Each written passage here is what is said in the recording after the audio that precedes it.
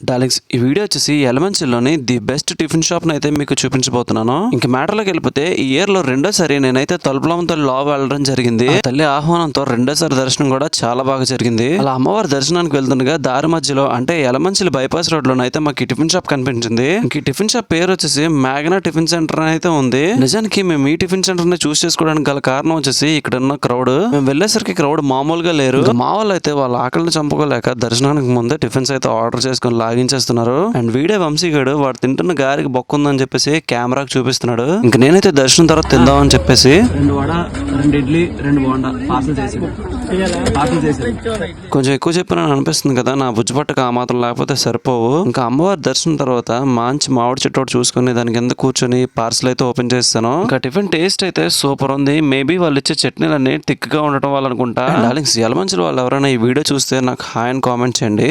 Thank you.